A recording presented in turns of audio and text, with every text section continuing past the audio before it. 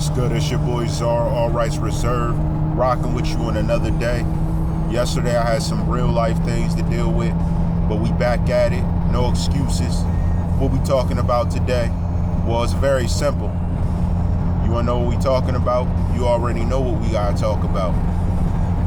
Now, this 6ix9ine issue's getting out of hand, and he was speaking with DJ Akademiks. One thing I want to know, DJ Akademiks, you are the worst friend to have or trust in when it comes to dealing with drama and situations. You're sitting there publicly telling Tekashi how, something's going to happen to him. You don't want to hang out with him. Honestly, let's just keep it real. You don't want to hang out with him because it's a 2-for-1 deal. Because they know what you did with your war on Chiraq.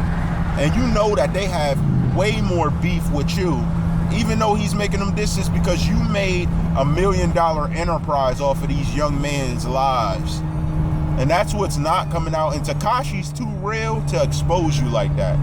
That's what's crazy. He's not even calling you out when you're sitting there making claims that his life's in danger. You don't want to go over his crib. You don't want to do that. Let's be real. Let's be real. He shouldn't want to hang out with you because that doubles the pain for him, because he's at war. Now they know you're hanging around him and you're talking to him. Now it's even worse for him. Come on, can we keep that real? Can we be 100 right there? So stop trying to act like you don't know what's up. Stop trying to act like you're innocent in this and, I'm not hanging around you, because you know if they ever catch you, or if you ever step a toe in Chicago, they're riding you. And here's the thing, it's not just GB and them. Matter of fact, it probably won't be GB and them riding for you, because you're not worth it. It's everyone else. Because for years, you've been building an enterprise, a major corporation off of the demise of these young black men. And I don't care if I sound proper talking. Ain't shit soft about sounding correct. Matter of fact, the rest of y'all better learn to come correct, step correct, speak correct, be real, stand firm. Because a lot of people ain't doing it. But it seems like they pulling all the attention. So in my sense, that's you guys selling out a story. You're not even selling out yourself. You're selling out a story, then sliding off the scene like, I don't know what's up with that. I don't know what that means. I ain't got nothing to do with that. Cut the games. Cut it. Because we know what you did. We remember what you did. I remember watching it faithfully, just like everyone else remembered it. This has gotten called out to you, DJ Akademiks, several times now, and you still aren't getting the picture. It's because of the decisions you made when you built your enterprise. Now you're trying to tell me that you could tell Tekashi that he's doing too much when you did the most. Matter of fact, for them to be upset at Tekashi and not you, I think they're kind of stupid. Because ultimately, Tekashi gets nothing out of this. They're getting a lot out of Tekashi. This beef with 6ix9ine, lamping on, they should be making music after music after music. I would be pumping. I would have an album about to come out if I was beefing with Tekashi like y'all are. Because we know the views and people are going to listen to it to hear if you mention Tekashi. Can someone in the marketing camp help these young dudes set it up? Because that don't make sense. That's so stupid. That's so stupid. So you're telling me you're going to find fault in Tekashi, but you don't find fault in DJ Akademiks? That's stupid.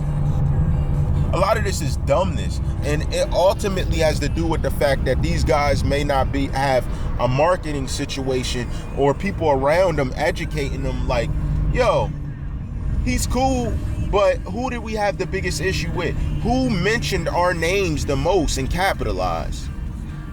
Who gave us these nicknames? Who nicknamed Pac? Who brought out the fact we use Pac street names?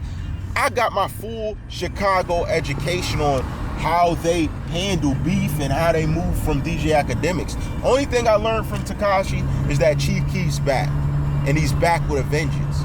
That's all I learned. Tekashi honestly is an artist beefing with other artists. Where does a blogger set in the middle of this? Come on, man.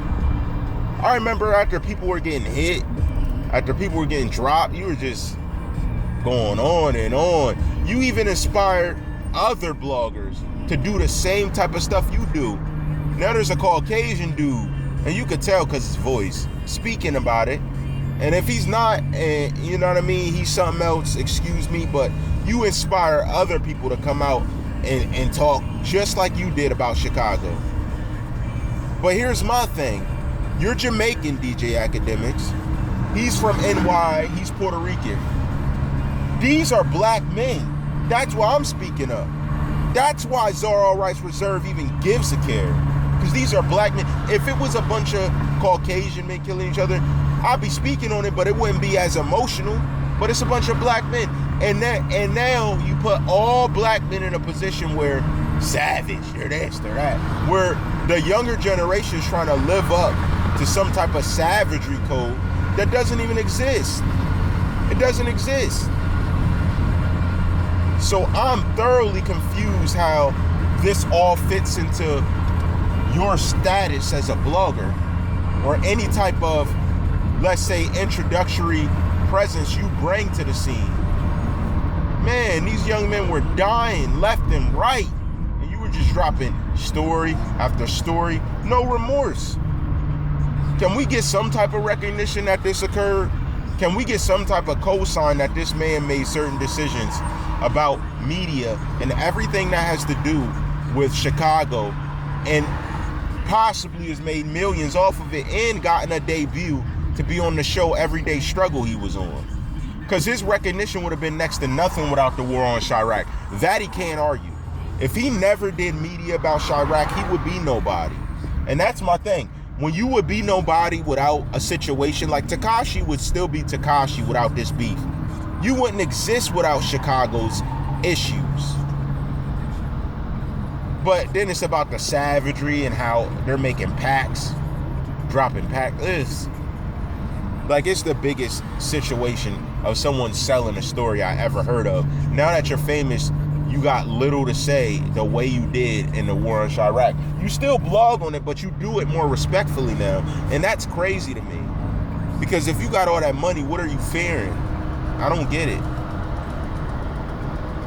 What that ultimately tells me is that DJ Akademiks was never a real person. He was never a real dude. He was never a down-to-earth person to be respected. Because if you can't stand on your words now, when things are in the height of danger, when the pain's in the height of death in Chicago, I don't see it. I don't see it.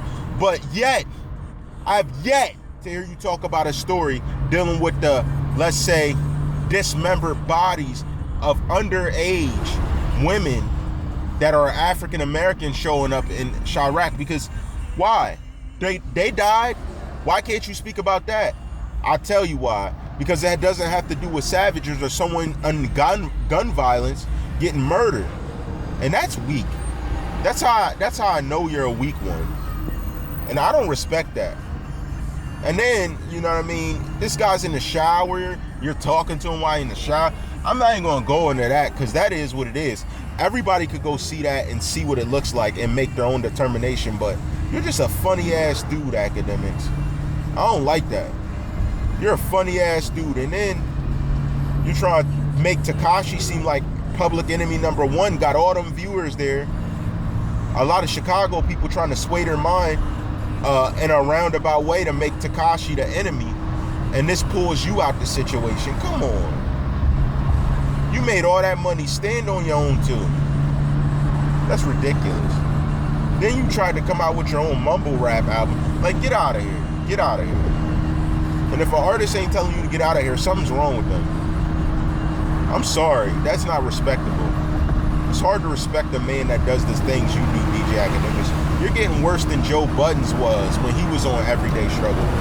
But what's messed up is you're doing it in real life, and there's really no way to come back from a real life situation like that. You know what I mean? You already made a mockery of the dead, and now it's like, oh, since there's no dead savages, let me talk about 6ix9ine's beef.